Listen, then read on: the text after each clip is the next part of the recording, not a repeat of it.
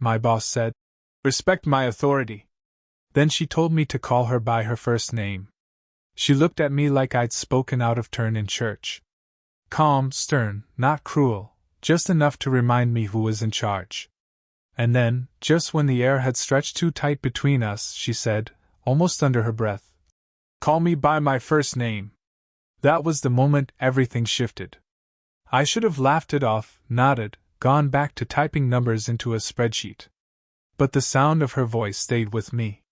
The way she dropped her eyes for half a second, then caught herself, like she hadn't meant to let that softness out. Her office was too quiet. The hum of the AC filled the silence, and the blinds let in a faint gold light that made the edges of her hair glow. She leaned back in her chair, fingers steepled, waiting for me to answer. I didn't. My throat felt dry, like I'd swallowed something sharp. She exhaled through her nose. "Respect my authority," she'd said earlier when I questioned her instructions. And now, here she was, undoing it with something so small, so intimate, it felt heavier than the first order. I muttered her first name. It sounded strange in my mouth. Too familiar. Too dangerous. She noticed. I saw her lips part, just slightly, then close again. She turned to her computer like nothing had happened, but her posture wasn't the same.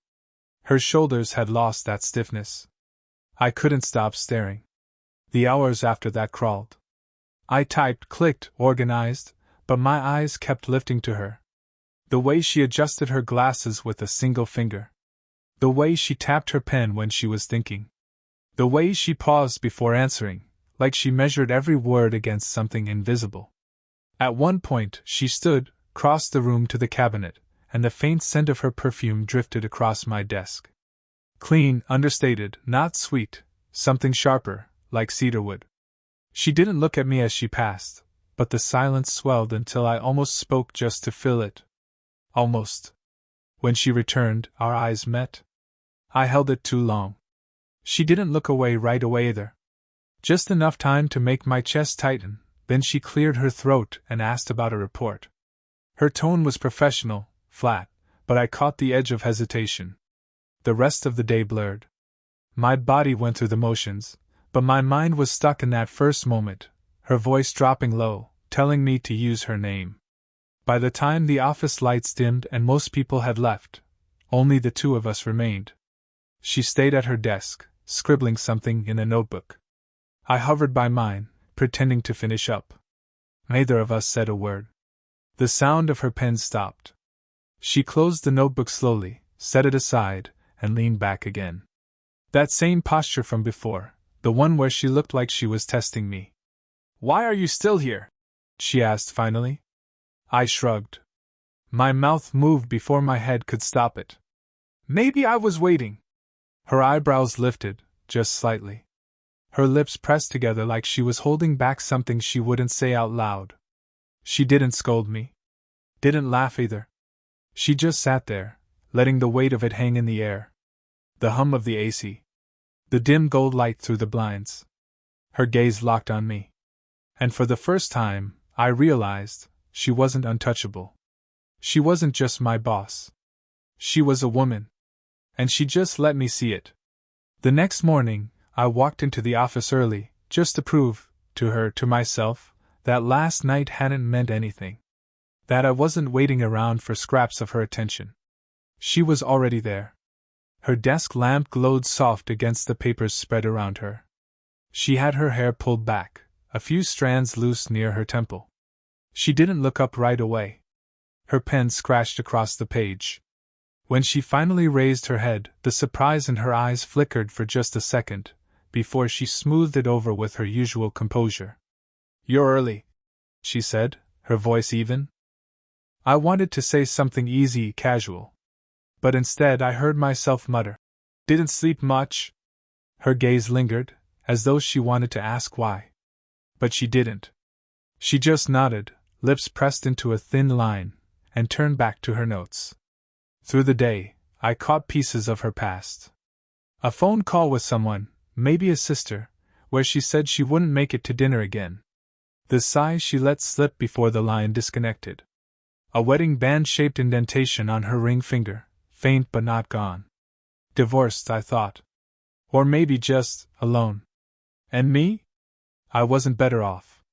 My last relationship ended in a storm of slammed doors and unread messages. Too young, she'd said. Too careless. Maybe she was right. I'd carried the weight of her words since, a quiet embarrassment I never admitted out loud. Now here I was, sitting across from a woman who made me straighten my spine, who made me want to measure my words, who made me restless in my own skin. At lunch, I stayed behind while the others left. She didn't notice at first. Then she walked past my desk, close enough that the sleeve of her blouse brushed my arm. A fleeting touch, accidental maybe. My breath caught anyway. She froze for half a second, just a fraction too long, then kept walking, pretending she hadn't noticed. But I had. My skin tingled where the fabric had grazed me. I buried my face in the screen, scrolling through numbers I didn't process. Her scent lingered. Sharp cedar again, threaded with something faintly floral. Later, when she leaned over to point at a line on my report, her hand rested lightly on my shoulder. It shouldn't have meant anything, just guidance, ordinary, professional. But her fingers stayed a beat too long, warm through the thin cotton of my shirt. I tilted my head, just slightly, and her breath brushed the side of my cheek as she spoke. "See this?" she murmured, her voice low, steady. I nodded, though I wasn't looking at the page. Her proximity swallowed everything else in the room. She pulled back abruptly, almost too abruptly. Straightened, cleared her throat, and walked back to her chair. I watched her cross her legs, smooth her skirt, pretend her hand hadn't just lingered on me. It became a rhythm between us. Small touches, quickly undone. Words half spoken, cut short. Glances that held just a second too long. And underneath it all, the quiet reminder, she was my boss. Twice my age. The kind of woman people would look at differently if they knew. I thought about it that night, lying awake, the image of her hand on my shoulder refusing to fade. She probably thought I hadn't noticed. She probably hoped I hadn't. But I had. And the next morning, when I handed her a file, my fingers brushed hers on purpose. Just a slip. Just a second. She didn't move. Her eyes flicked up to mine, sharp, searching, but she didn't let go of the file. For one heartbeat too long, our hands overlapped. Warm. Steady. Then she pulled back, set the papers down with deliberate care, and said nothing. But her silence said everything. It started with the copier. Of all things, the damn copier. She bent over it, tapping the screen with a touch too firm, lips pressed into a tight line. I hovered nearby, pretending to organize a stack of files. She muttered something under her breath, sharp but not loud enough for me to catch. "Paper jam?" I asked, trying for casual. She glanced over her shoulder, strands of hair slipping from her bun. "It's fine. I've got it." But she didn't. Her fingers slipped, paper crumpled, and I stepped closer before I could think better of it. "Let me." Our hands touched inside the narrow slot. Too close. Too sudden. I froze, but she didn't pull away. Her eyes met mine, inches apart, the faintest tremor at the corner of her mouth. The office was quiet. Too quiet. The hum of machines, the faint buzz of fluorescent lights, nothing else. I could feel her breath, warm, steady, brushing the side of my face. My pulse hammered, quick and unsteady. And then, footsteps. She jerked back so fast the paper tore in her hands. A coworker strolled past the door, glancing in, oblivious. I swallowed, forcing my eyes down, pretending to straighten the files in my arms. When the hallway cleared, she smoothed her blouse with hands that trembled just barely, then turned to me. "Careful," she said softly. A warning, maybe? Or a plea? That night, I stayed late again. So did she. She sat at her desk with her glasses low on her nose, scribbling notes, while I fumbled with a report I'd already finished hours ago.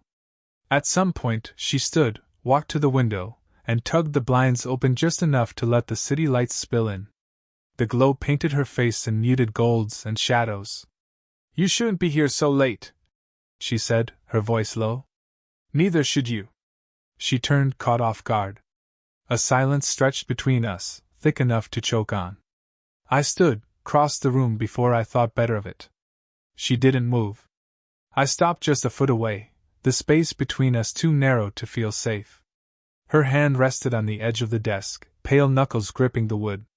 I wanted to reach out, cover it with mine. But I didn't. You know this can't. She started, but her voice faltered. Then why do you let it? I asked. Too sharp, too raw. Her eyes widened, and for a moment she looked younger, stripped of the armor she always wore. Vulnerable. She opened her mouth, then shut it again. My heart pounded.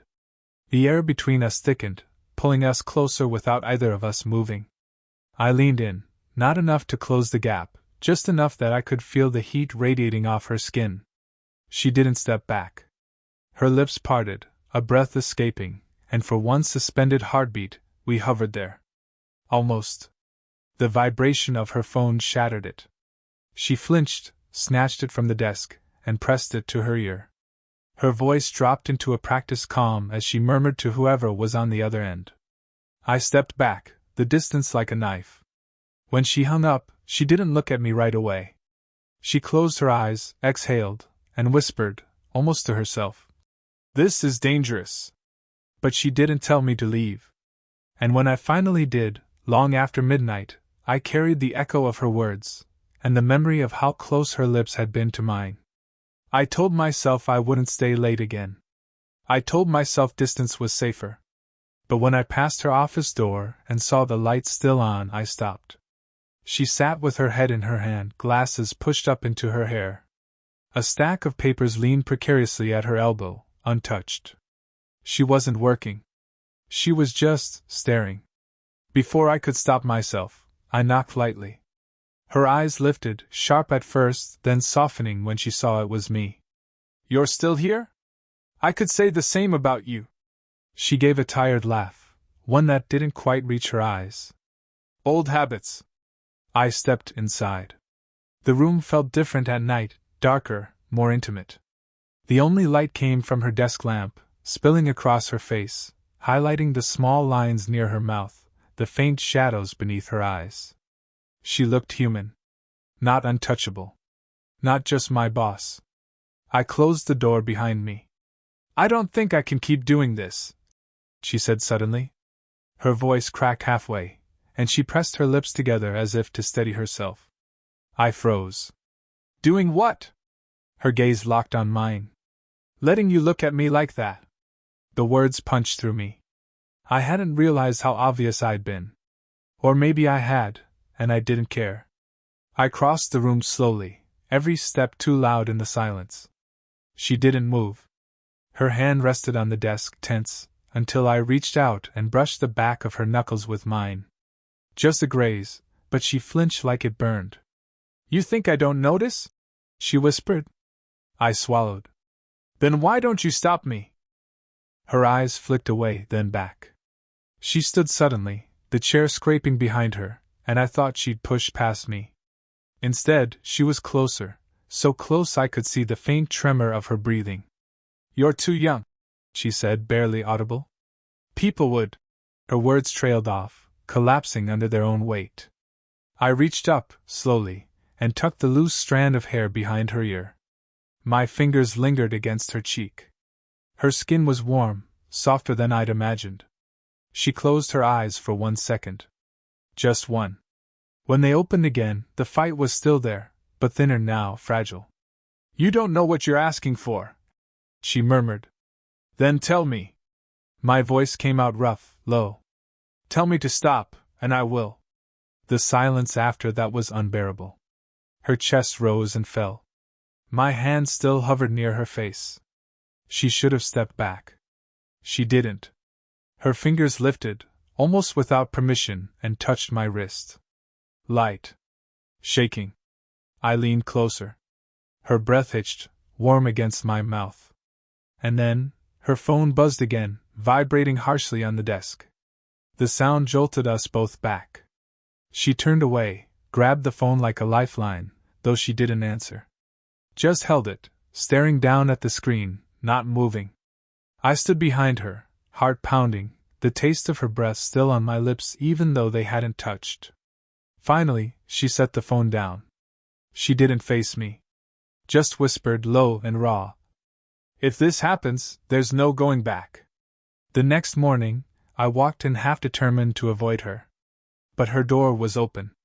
She was already inside, phone pressed to her ear, her tone clipped. "Yes, I know what people say.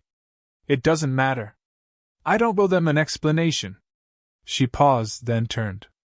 Her eyes met mine mid-sentence, sharp, unguarded. She froze. Whoever was on the line kept talking, but her hand trembled as she pressed it tighter to her ear. "Yes," she finally murmured, softer. "I'll handle it." The call ended. Silence filled the room, heavy as stone. I stepped in, careful, cautious. "What was that?" Her jaw tightened.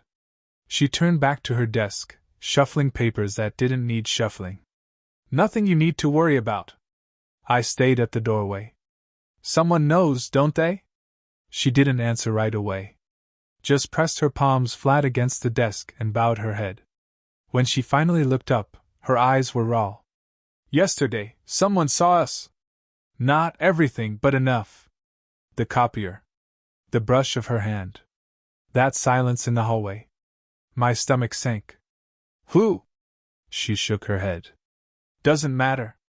Rumors are enough to destroy both of us." I wanted to say it didn't matter. That I didn't care. But the truth lodged in my throat bitter. I did care. I cared more than I should. I crossed the room, stopped too close. She stiffened when I reached her, every muscle pulled tight, but she didn't move away. "They don't know us," I said quietly. She let out a shaky laugh, not from amusement. "They don't have to. You're young, I'm—" She broke off, pressing her lips together hard. "Don't say it," I cut in. Her eyes snapped to mine. "Why not?" "Because it isn't the reason." I leaned closer, lowering my voice. "The reason is you're afraid of how much you want this." Her breath caught. Her hands gripped the desk edge until her knuckles whitened. "You think I haven't wanted?" she whispered, her voice raw, trembling. "I've wanted things my whole life. And every time, I learned wanting is what ruins them." Her confession dropped between us, heavier than anything before. I saw it in her, the old wound she carried, the regret buried under composure. Without thinking, I reached for her hand. She tried to pull away, but I held it lightly, not forcing, just steady. Her fingers trembled in mine. "I'm not him," I said softly. "Whoever left you with that scar, I'm not him." Her lips parted. For a second, her whole body tilted toward me, as if against her will. My thumb brushed her skin, slow, careful. Then she pulled back so abruptly her chair scraped the floor. She stood, pacing once across the office. "This is insane," she muttered. Her hands shook as she ran them through her hair, leaving it loose around her shoulders. "I can't let myself." She stopped. The words broke. I closed the distance in 3 steps. She turned just as I reached her, and we almost collided. Too close. Her breath hit my chest, quick, uneven. "You already have," I whispered. Her eyes darted over my face, desperate, torn. She pressed a hand against me, as if to push me back, but she didn't. Her palm stayed flat over my heartbeat. "Someone could walk in," she murmured. "Then stop me." Her hand trembled. She didn't move. The silence thickened until it was unbearable. The faint sound of traffic outside, the tick of the clock on the wall, the heat radiating between us. Finally, she whispered, "Meet me tonight. Somewhere that isn't here." Her voice was ragged, almost breaking. It wasn't a request. It was a decision. And it was the point of no return. We met outside the office, like she asked? Not a restaurant. Not somewhere public. A quiet corner cafe just before closing, the kind of place where the air smelled of burnt espresso and rain-soaked wood. She was already there, sitting near the window. Her coat hung over the chair, her hair loose for once, falling over her shoulders. She looked different. Not my boss. Not the woman who ordered me to respect her authority. Just her. When I slid into the seat across from her, she didn't speak. She just looked at me, eyes darker than usual, her hand curled around a mug she hadn't touched. Finally, she whispered, "We shouldn't be here." I leaned forward, elbows on the table. "But we are." The silence stretched. Her gaze flicked to the window, to the rain streaking down the glass, then back to me. Her lips parted like she wanted to argue, but nothing came out. "Say the word," I murmured, "and I'll walk out that door." Her hand trembled slightly against the mug. She didn't let go. She didn't say the word either. We left together when the cafe closed. Outside, the rain had eased to a drizzle, the streets glistening under the dim glow of street lamps. She walked beside me, close enough that our shoulders brushed now and then, each accidental touch sending a pulse straight through me. Halfway down the block, she stopped under the awning of a bookstore, water dripping steadily from the edge of the roof.